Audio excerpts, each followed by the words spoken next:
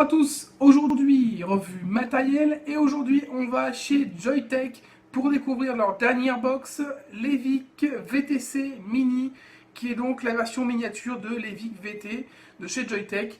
Pas mal d'améliorations dessus.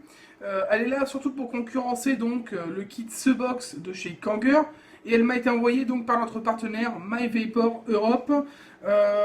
On va faire donc un gros plan sur cette box. On va revenir ensuite pour discuter des points positifs, des points négatifs, et puis on parlera des tarifs pour finir. On se retrouve tout de suite en gros plan. Et c'est donc parti pour le gros plan avec l'Evic VTC Mini de chez Joyetech. Voici la boîte dans laquelle elle est présentée, cette fameuse box. Donc une boîte en carton assez rigide, comme l'Evic VT, le même carton, même chose. On va avoir donc à l'intérieur la box. Derrière, on va retrouver donc quelques caractéristiques, un numéro de série, une petite description. Là, on voit qu'on a une box en couleur cyan, donc avec une résistance au nickel 0,2 ohm et une résistance au titane 0,4 ohm. Donc à l'intérieur, on va retrouver la box en question. On va pouvoir retirer. Voilà. Donc de couleur cyan. On verra dessus évidemment. On va retirer donc la mousse, comme d'habitude, c'est bien protégé. Un bel écrin de mousse. Et à l'intérieur, on va avoir donc une notice qui est uniquement en anglais et qui se déplie. Voilà, donc pas de version française, malheureusement. Voilà. Et on va avoir donc un câble USB de rechargement que j'ai déjà sorti, ainsi que donc un clearomiseur Ego One Mega avec donc une résistance qui est fournie à l'intérieur, plus une autre résistance, donc une au nickel et une au titane. Vous aurez donc également au fond une carte de garantie donc de votre produit avec donc le petit scratch and check pour vérifier l'authenticité de votre matériel. On va passer tout de suite donc aux détails de la box. Alors voici la box donc que j'ai en couleur cyan, donc on va dire bleu turquoise. On est sur une box rectangulaire avec des bords arrondis, ce qui permet une bonne prise en main, donc c'est assez agréable. Au niveau de la finition, ça doit être une box qui est en acier inoxydable ou en aluminium, je sais pas trop, un des deux. Ce qui est sûr, c'est qu'elle a un effet un peu céramique. On a l'impression d'avoir de la céramique, même si en l'ouvrant, on se rend compte quand même qu'on est sur du métal. On a des traces qui nous permettent d'être sûr que c'est plutôt du métal. Donc que ce soit de l'acier inoxydable ou de l'aluminium, le Joyetech n'a pas donné l'information à ce niveau-là. Au niveau donc des caractéristiques techniques, on est sur une box qui fait donc 82 mm donc en longueur, ainsi que 38 mm de largeur et 22 mm de diamètre. Donc on est sur des normes assez classiques. Pour vous montrer un peu, j'ai pris la Box Mini de chez Kanger. Voilà. Et on est quasiment sur la même chose. On a vraiment l'impression d'ailleurs qu'elle se ressemble au niveau finition. C'est assez impressionnant. Voilà. C'est presque de la copie à ce niveau-là. Assez étonnant. Voilà, donc on a deux box qui vont vraiment se faire concurrence. Déjà au niveau esthétique, c'est vraiment très ressemblant. Au niveau du poids de cette box, elle est quand même assez lourde, une fois qu'on a mis la queue. Par rapport à la taille, c'est quand même pas léger. On va dire qu'elle a à peu près le même poids que la Box Mini de chez Kanger. C'est franchement équivalent. Là, j'ai aucun accu à l'intérieur. Et c'est franchement équivalent au niveau du poids. C'est des petites box, mais assez massives quand même pour leur taille. On les sent bien en main. Par contre, niveau prise en main, elles sont aussi agréables l'une que l'autre. Même si j'ai personnellement une préférence pour l'Evic VTC. Au niveau donc des finitions, on n'est pas du tout sur la même chose que ce qu'avait proposé Joyetech avec l'Evic VT. On n'est pas sur un design muscle car avec beaucoup de couleurs flashy. Là, on aura trois possibilités, donc trois finitions. Une cyan, donc celle-ci. On aura une blanche et une noire. Donc on est revenu sur du classique au niveau des finitions par Joyetech. On va avoir un connecteur 510, donc un ressort qui est franchement de bonne qualité. Hein. J'ai pas eu de souci avec au niveau des branchements, ça marche très très bien. Et voilà, donc à ce niveau-là, on va avoir en dessous également donc ce qui fait office de ventilation et donc de trous de dégazage. On n'est pas vraiment sur ce qui se fait de mieux, hein, parce que sur les Vic VT, on a vraiment les trous d'aération, de dégazage qui sont vraiment présents sur la box. Sur la box mini, on va avoir donc ça directement sur le capot. Là, il n'y a rien. Donc ça me paraît un peu léger. Mais bon, après, pourquoi pas, hein, chacun il trouvera son compte ou pas. Hein. Alors, cette fois-ci, on n'est pas sur une batterie intégrée comme sur sa grande sœur, donc les Vic VT. On va être sur une batterie donc interchangeable. Hein. Vous avez donc un capot qui est ici, un capot aimanté, donc qui tient vraiment bien. Vous voyez, avec deux aimants, un de chaque côté ici et également sur la box pour bien tenir. On va avoir donc un compartiment pour mettre votre accu. Donc c'est du 18-650. C'est propre à l'intérieur, il n'y a rien à dire. C'est vraiment très très propre. Pas de fils qui ressortent. On voit rien, donc très très bien, belle finition à ce niveau-là. L'accu rentre tout seul sans souci. Donc là, je vais l'installer d'ailleurs. Hop. Dans l'autre sens, c'est mieux. Voilà, ça rentre sans problème. Et voilà, ça se referme. On est vraiment sur le même système, hein, pareil que la box mini hein, de chez Kanger. Voilà, qui avait son capot magnétique. On a l'impression que c'est la même boîte qui a fait la box de Joyetech et celle de Kanger. Hein. On a vraiment la même chose en finalité. Donc deux modèles qui se ressemblent vraiment beaucoup, à tel point qu'on pourrait se demander si c'est pas la même boîte qui le fait. Bref, on va rentrer un peu plus dans le détail de la box et puis regarder directement donc ce que propose le chipset. Donc cette EVIC VTC comporte donc un écran qui est le même quasiment que les VIC VT, donc sa grande sœur, je vais vous montrer, on est sur à peu près la même chose. Hein. Bon, sur les VIC VT, il est peut-être un peu plus long, mais on est sur la même chose à peu près. Hein. Au niveau donc de la structure, là on aura un seul bouton sur la VIC VT, comme vous le savez peut-être déjà, et on aura 3 boutons sur les VIC VTC, donc un de power, c'est le même, et on aura un bouton plus, moins, donc sur les VIC VTC, qui viennent remplacer donc cette fameuse molette qui plaisait ou qui plaisait pas aux personnes donc sur ce modèle. Moi j'avais plutôt apprécié ce système là. Après voilà, donc ceux qui appréciaient pas, c'est plutôt un bon point d'avoir remis donc ces fameux boutons en dessous de modulation. Donc pour allumer la box, on va appuyer 5 fois dessus. 1, 2, 3, 4, 5. Voilà, donc là elle est branchée. On va retrouver donc, là, on est en mode nickel. Donc on va avoir 4 modes sur cette box. Tout d'abord, on va aller faire un tour sur le mode donc voltage variable, wattage variable. Voilà. Donc là, j'appuie 3 fois sur le bouton. Ça me fait clignoter donc le premier item donc du menu. Température nickel. Ah, je me suis trompé. Hop, je rappuie 3 fois. Voilà, j'appuie sur le bouton de gauche. Ça me permet de moduler. Voilà, donc je vais pouvoir sélectionner. Hop. Et là, on peut bouger. Donc là, je suis en titane, en puissance variable ou en bypass. Donc on va démarrer donc déjà par donc la puissance variable. Donc ça va de 1 à 60 watts. Voilà. Donc si vous voulez sélectionner, vous appuyez là. Hop. Ensuite, vous pouvez baisser la puissance ou l'augmenter grâce au bouton plus et moins. Donc c'est assez simple hein, comme menu. Hein. Vous appuyez 3 fois et vous accédez au menu. Et avec les 2 boutons, vous pouvez jouer directement. Donc si on continue et qu'on regarde un petit peu donc ce menu, on va avoir le mode bypass qui est le nouveau mode donc de cette EVIC VTC.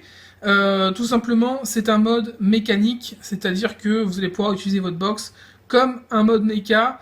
Ça va prendre directement la puissance maximale de votre accu et ça va utiliser donc la puissance sera selon votre résistance. Hein. Donc vous aurez le maximum possible selon votre résistance et ce que peut délivrer votre accu. Donc ça c'est le mode bypass qui sera surtout pour les personnes qui aiment utiliser un mode mécanique. Mais bon, je vois pas trop l'intérêt souvent sur un mode électro de rajouter ce mode là, mais bon, ça fait un truc en plus. On va dire que ça lui donne toutes les possibilités. Donc là, on va revenir. Donc là, on est en température nickel.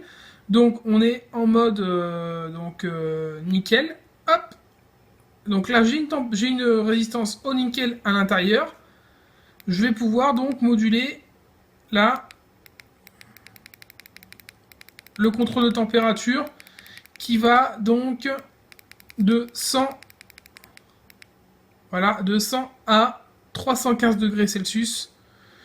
Et puis si je préfère, je peux passer en Fahrenheit ensuite, voilà, qui va de 200 à 600 Fahrenheit. Donc ça, ce sera plus pour les Américains.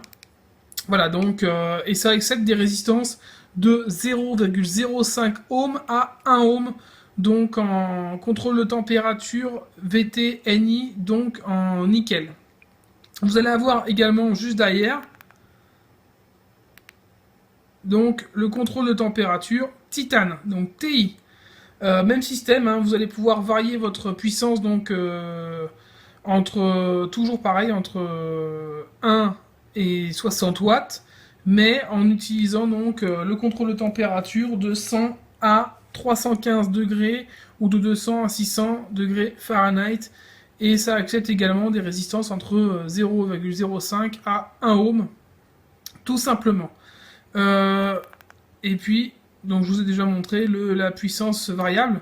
Donc ensuite on va avoir quoi à l'intérieur? On va avoir la possibilité de changer un peu, voilà, les menus. Là par exemple, vous voyez, j'ai sélectionné en dessous la batterie. Si je préfère avoir le compteur de puff, je peux rajouter le compteur de puff, ou je peux ajouter le temps d'utilisation. Voilà, on met un peu ce qu'on veut, on sélectionne un peu son menu comme on le désire sur ce mode.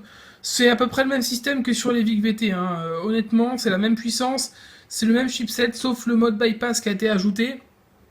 À savoir qu'on aura donc également quelques améliorations en plus dessus, puisqu'on aura la possibilité donc d'upgrader directement ce firmware directement par le site de Joyetech quand ils auront une mise à jour disponible. Une autre chose importante, si vous changez donc de résistance en mode température nickel ou mode température titane, vous allez avoir ce message, donc new coil right, same coil left. Donc vous choisissez si c'est un nouveau coil ou le même coil. Voilà, donc là on va mettre nouveau coil, donc à droite. Voilà, donc il m'a changé la valeur et là je peux utiliser maintenant mon nouveau coil. Ça permet de changer donc les valeurs et de les mettre à jour au plus souvent. Dès que le mode détecte qu'il y a une nouvelle résistance, il vous demande de choisir. Donc la nouvelle résistance, ça peut être tout simplement vous enlever votre atto pour le remplir ou vous changer réellement une résistance. Hein. À partir du moment où vous allez enlever votre atomiseur et que vous allez le rebrancher, pour lui il va vous demander automatiquement si c'est un nouveau coil ou non, tout simplement. Mais ça permet d'avoir toujours une résistance au top et à jour. Au niveau du mode bypass et du mode donc puissance variable, vous allez avoir donc une acceptation des résistances de 0,1 ohm à 3,5 ohm. Donc on est vraiment au maximum de ce qui se fait actuellement. Vous allez pouvoir utiliser à peu près donc toutes les résistances possibles.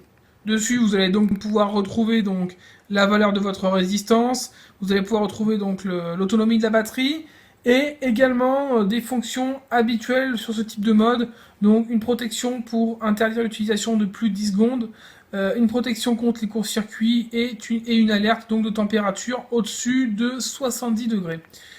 C'est à peu près tout donc, pour ce mode. C'est la petite chose dont j'ai pas parlé. Les boutons qui sont vraiment fiables, hein, c'est pas non plus ce qui se fait de mieux, mais ça marche bien, ils sont plutôt agréables et assez ressortis, donc on peut appuyer dessus assez facilement. Et on va avoir donc cette prise micro USB devant sur la façade, et ça c'est vraiment agréable de ne pas l'avoir en dessous comme c'est assez fréquent de le voir maintenant. Donc là, vraiment sympa ce petit détail.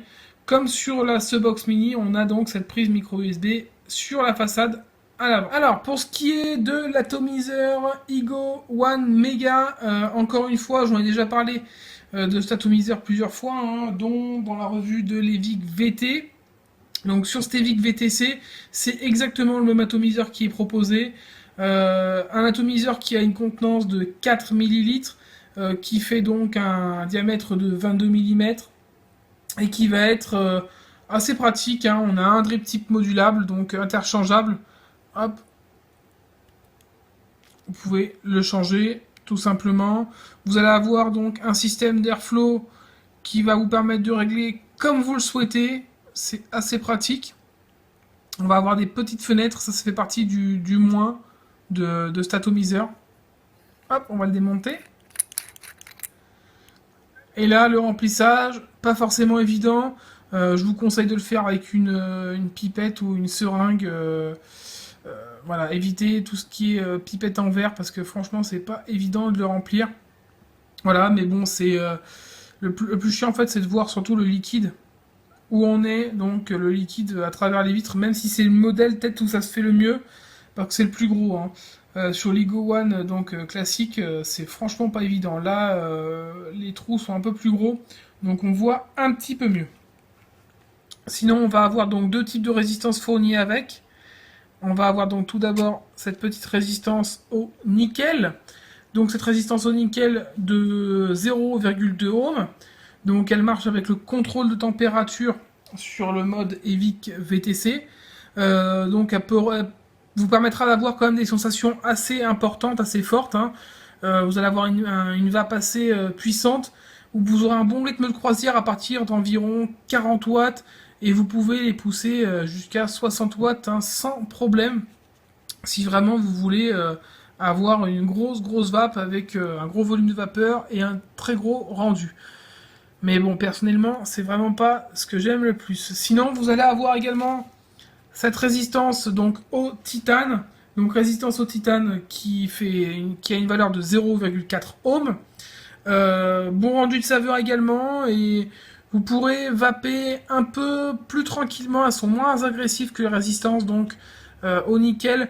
Vous pouvez plus vaper tranquillement entre 30 et 40 watts.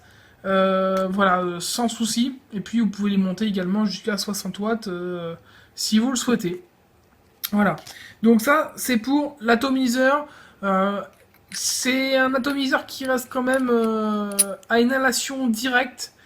Et vu que c'est des bottom coil, vous avez de temps en temps des petits dry hits qui peuvent arriver, ou des petits glouglous. Bon, c'est plutôt des dry hits en général, hein, avec cet atomiseur. C'est plutôt des dry hits plus que des glouglous.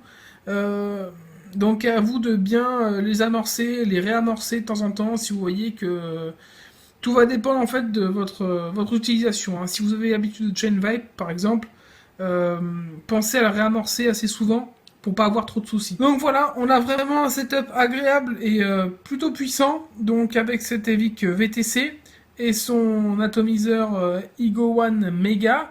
On va repasser en plan large pour tout de suite le tester, et puis on va regarder un peu les points positifs et négatifs, et puis on fera une petite conclusion donc sur ce matériel, voir un peu si ça vaut le coup d'investir là-dessus. Et on se retrouve donc avec l'Evic VTC de chez Joyetech en plan large pour la tester, et puis ensuite on va parler des points positifs, des points négatifs de la box. On va tester ça. Là j'ai mis donc une résistance au nickel, hein, qui est déjà à l'intérieur. On est sur une température de 310 degrés, donc au maximum. Ça ne dépassera pas dans cette température. Si j'appuie, vous voyez, ça restera bloqué au maximum à 310 degrés. Et donc la résistance fait 0,22 ohms et je suis à 35 watts. Voilà. J'ai mis un juice qui est quand même assez fort en glycérine végétale. C'est parti pour le test.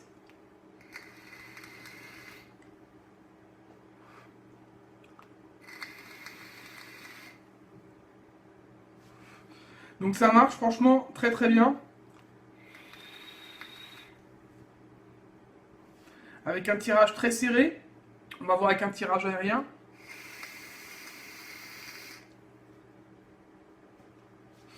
Donc cette box, franchement, marche bien.